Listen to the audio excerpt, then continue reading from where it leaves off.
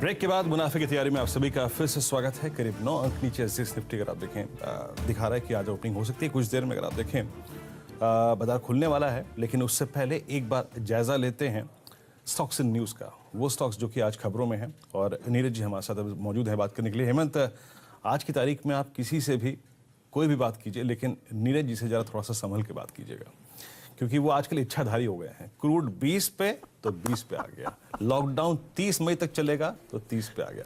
तो नीरज जी आज की तारीख में इच्छाधारी नीरज जी हैं। नीरज जी बताइए, आज का स्टॉक्स इन न्यूज़ क्या कहता है? इच्छाधारी तो देखिए, सिप्ला की बात करेंगे। सिप्ला का रिजल्ट जो आया है वो थोड़ा कमज़ोर दिख रहा है हमारे अनुमान से। मैं अनुमान था कि करीब 450 करोड़ के आसपास का प्रॉफिट आना चाहिए, लेकिन वो आया है 250 करोड़, तो अनुमान से काफ़ी कमज़ोर है।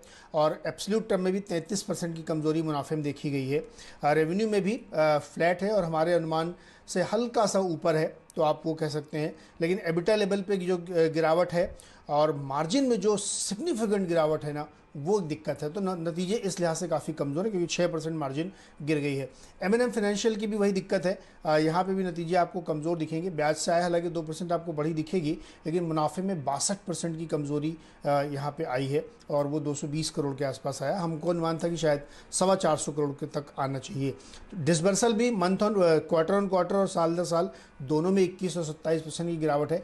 तो यहाँ पे भी नतीजे आपको वीक दिखेंगे। लगभग सिमिलर सिचुएशन L&T फाइनेंस की भी है, यहाँ पे भी वीक नतीजे के आसपास आया। हमको अनुमान था कि शायद 425 करोड़ तक आना। ठीक बात है। तो देखिए, L&T फाइनेंस, M&M फाइनेंशियल्स थोड़े से कमज़ोर नतीजे, सिप्ला ये थोड़े से ढीले नंबर्स निकल कर आए हैं। प्रदीप आपको अभी फ्रेम में दिख रहे थे, वो तैयार हो रहे हैं पहला सौदा के लिए। डॉक्टर साहब कुछ कह रहे हैं, आप जुड़ चुके हैं नीरज जी वापस? ओके, तो नीरज जी बताइए, यहाँ कंप्लीट करिए L&T फाइनेंस के बाद क्या? L&T फाइनेंस के बाद निप्पॉन लाइफ के जो नतीजे आए हैं, उसमें MTM भरा है इन्होंने वन टाइम का, उसकी वजह से इनके जो मुनाफे में तगड़ी गिरावट देखने को मिली है। 200 के सामने घट के वो 27 करोड़ प्रॉफिट बिफोर टैक्स हो गया है। इसके अलावा खबरें हैं कि केमिकल सेक्टर में सुदर्शन केमिकल की शिकायत पर एक केमिकल है जिस पे एक इम्पोर्ट ड्यूटी लगाने की तैयारी हो रही है। प्राइमरी जाँच में ये सही पाया भी गया है। KNR कंस्ट्रक्शन पर नज़र रखिएगा, 2300 करोड़ का इनको एक ऑर्डर मिला है, जो सिंचाई विभाग है तेलंगाना का, वहाँ से उनको ये दिया गया है। तो ये स्टॉक में भी आप खरीदारी करके चल सकते हैं। तो नज़र रखिएगा इन तमाम स्टॉक्स पर। SGX निफ्टी हरे निशान में आ गया है। तो ये जो ठंडा कारोबार सुबह सुबह आपको देखने को मिल रहा था, अब इसको ऊर्जा मिल रही है डाउ फ्यूचर से। जो हम आपको सुबह बता रहे थे 200, सवा 200, 250 पॉइंट ऊपर है, बढ़ते बढ़ते अब ये 288 पॉइंट, करीब 300 पॉइंट ऊपर डाउ फ्यूचर्स हो गया है। तो देखिए, बढ़त के साथ फिर SGX निफ्टी दिखा रहा है कि लाल निशान में नहीं, हरे निशान में भारतीय बाजारों को खुलना चाहिए। तो इसके ऊपर तो हमारी नजर रहेगी। लेकिन अगला थीम जिसको मैं क्लोजली कम से कम मयूरेश जी ट्रैक कर रहा हूं, वो है कि कौन कौन सी कंपनियों के ऊपर एंटी डंपिंग ड्यूटी लगाई जाएगी। क्योंकि सरकार ने देखिए इतनी सारी राहत दी है, सरकार को पैसा तो कमाना है, तो एंटी डंपिंग ड्यूटीज लगेगी तो घरेलू इंडस्ट्री को भी फायदा होगा। और सुदर्शन केमिकल वो स्टॉक है जो पहले भी हम लोगों ने कई बार सुझाया था, केमिकल सेक्टर साल का सेक्टर होने वाला है। ये बताइए, अब क्योंकि एंटी डंपिंग ड्यूटी लगा दी गई है एक ऐसे पिगमेंट पर जो pearl industry, natural mica based pearl industry pigment के ऊपर लगाया गया, और ये केवल यही कंपनी बनाती है, ऐसा जानकारी मिली है। इस कंपनी को आप ट्रैक करते हैं क्या? आपका क्या विचार है? उसके बाद फिर चार्ट्स पर भी राय लेंगे। बिल्कुल तीन गुरु जी, और कहीं ना कहीं आई थिंक जो ये खबर मैं देख रहा था एब्सोल्युटली पॉजिटिव है। तो मोमेंटम के हिसाब से I think absolute positive reaction आना चाहिए स्टॉक पे। सुदर्शन लार्जेस्ट है ही आई थिंक देश में, लेकिन 4th लार्जेस्ट प्लेयर है पिगमेंट बनाने में दुनिया भर में। तो कहीं ना कहीं जो इसके एप्लीकेशंस होते हैं वेरिड इंडस्ट्रीज, वेरिड सेक्टर्स के लिए होते हैं। दूसरा, जैसे आप राइटफुली कह रहे हैं, आई थिंक काफी कंपनियां are probably trying to shift from China to India. I think speciality chemical ऐसा एक स्पेस है जहां पे डेवलपमेंट पहले से शुरू हो चुकी है। तो आई थिंक जो बेसिस इंडिया की तरफ शिफ्ट हो रहे हैं, एनवायरमेंटल एफ्लुएंट ट्रीटमेंट के हिसाब से हो या आई थिंक डाइवर्सिफिकेशन वजह से हो, कोविड को रिलेटेड होगा, तो आई थिंक स्पेशलिटी केमिकल्स जितने अपने प्लांट्स हैं जो एंट्री बैरियर्स लगते हैं और जो अप्रूवल प्रोसेसेस होते हैं, इसमें इंडस्ट्री आई थिंक सक्षम है and will go ahead in terms of the China numbers over the next few quarters and years. तो आपके साथ बिल्कुल हूं मैं, I think industry is something to be watched out for. ये एक सेक्टर है जो आपके साथ रहेगा अगले 4 से 8 तिमाहियों तक, और कहीं ना कहीं ये न्यूज एक बहुत पॉजिटिव मोमेंटम देगी सुदर्शन के।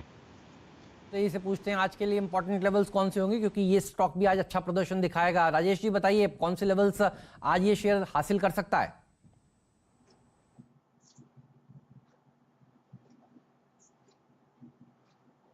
पे अगर हम देखें तो पिछले 3-4 वीक से एक करेक्टिव एक्शन देखने को मिला है। हालांकि स्टॉक करेक्ट हुआ था 450 के आसपास से, बट ये एक अच्छे सपोर्ट के आसपास अब ट्रेड कर रहा है, जो कि 360 के आसपास अभी ट्रेड कर रहा है। तो मेरे हिसाब से यहाँ से एक अपमूव यहाँ से बनना चाहिए, क्योंकि यहाँ से रिस्क रिवॉर्ड काफी फेवरेबल है इस स्टॉक के लिए।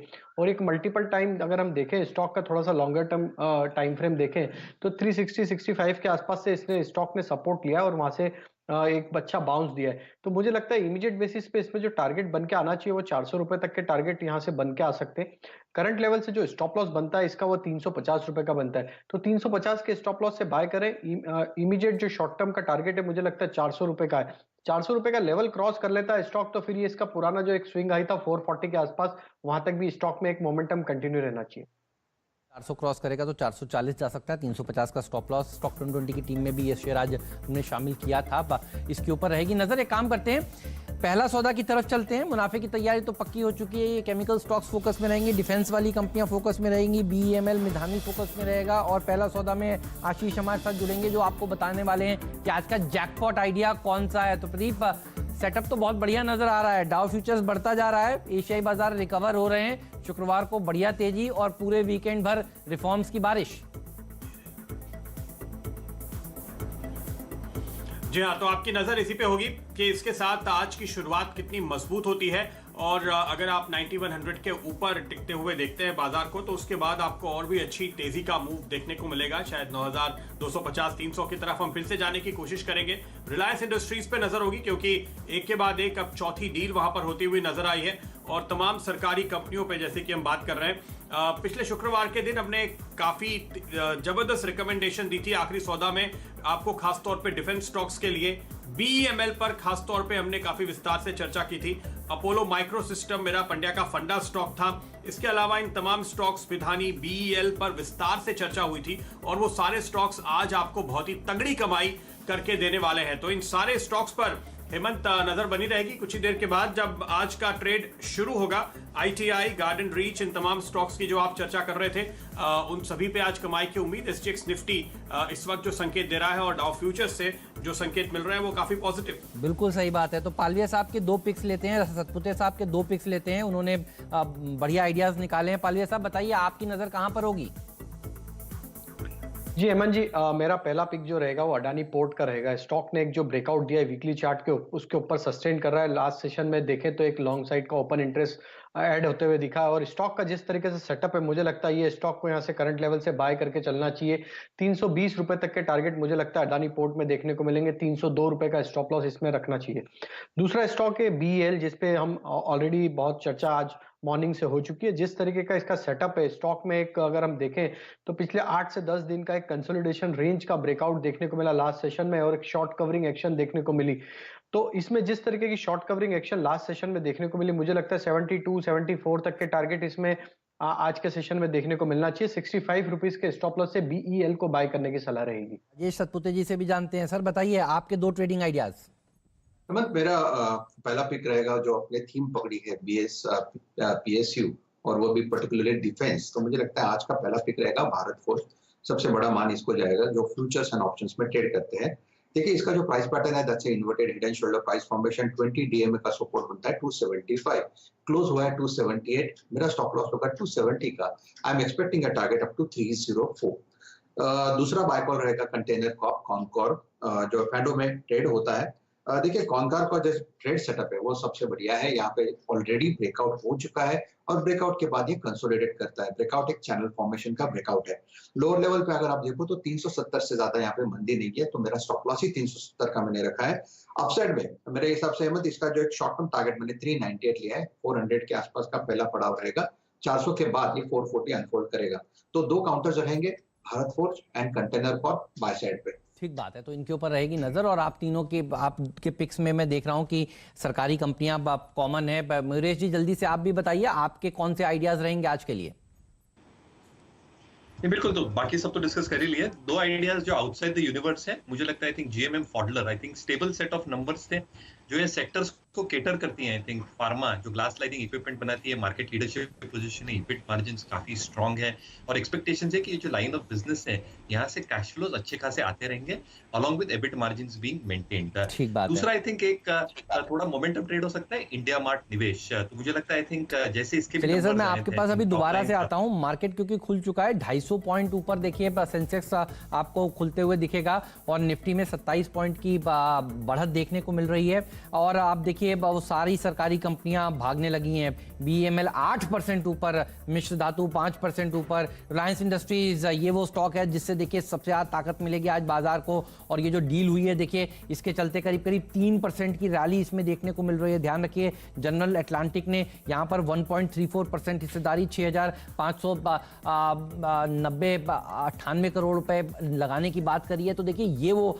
खबर है जिसके चलते रिलायंस इंडस्ट्रीज खुद 3% ऊपर खुलने जा रहा है, वापस 1500 के ऊपर देखिए ये शेयर निकलता हुआ। और फिर अगर ये ऊपर होगा तो देखिए मंदी करने वाले बैकफुट पर पहुंचते हुए आपको नजर आएंगे। तो रिलायंस इंडस्ट्रीज से सहारा मिल रहा है। एसजीएक्स निफ्टी जो दिखा रहा था उससे काफी ऊपर भारतीय बाजार आज खुलने की तैयारी कर रहे हैं। अच्छा प्रदर्शन देखने को मिल रहा है ओवरऑल मार्केट में। आप देखिए 10% हो गया है अब बीईएमएल प्री ओपनिंग ट्रेड में। आईटीआई में भी देखिए करीब करीब 3% के एक गैप अप हो रहा है। और बहुत ही शानदार रैली सारी की सारी पीएसयू डिफेंस कंपनियों में आज के सत्र में देखने को मिल रहा है। तो बढ़िया शुरुआत हो रही है, अच्छी कहेंगे शुरुआत के लिहाज से।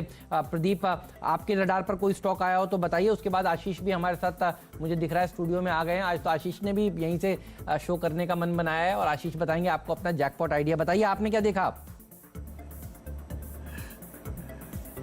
जी हाँ, देखिए काफी अच्छा लगता है। पिछला हफ्ता मैंने ऑफिस में बिताया, इस बार आप स्टूडियो में हैं। और ये अगर आप देखें एक स्टॉक जो पिछले हफ्ते हमारे रडार पे आया था, इंडिया सीमेंट, क्योंकि दिमानी साहब ने हिस्सा बढ़ाया था, आज भी देखिए 7% ऊपर खुल रहा है। और मैं देख रहा हूँ इसके पीछे काफी सारे मिड कैप सीमेंट स्टॉक्स हैं जहां पर आप एक तेजी का ट्रेड देख रहे हैं, तो इस पर भी जरूर नजर रखिए। श्री दिग्विजय सीमेंट मिसाल के तौर पर इस वक्त एक स्टॉक है जो मेरे सामने आ रहा है। नजर आप हाइकल पे भी जरूर रखिएगा। इस केमिकल स्टॉक में अच्छी खबरें पिछले हफ्ते आई थी और आज भी मैं देख रहा हूं कि ये सर्किट पे खुलता हुआ नजर आ रहा है। और देखिए two wheeler stocks, TVS Motors में एक अच्छी शुरुआत हम होते हुए देख रहे हैं। पिछले हफ्ते भी हमारा यही व्यू था कि वित्त मंत्री गांवों को लगातार पैकेज दे रही हैं, तो टू व्हीलर स्टॉक्स पे तेजी होनी चाहिए। हमने टीवीएस पे एक तेजी का कॉल दिया भी था। चलिए इन स्टॉक्स पे नजर बनी हुई है, लेकिन पहले जल्दी से देख लेते हैं आज स्टॉक 2020 की टीम।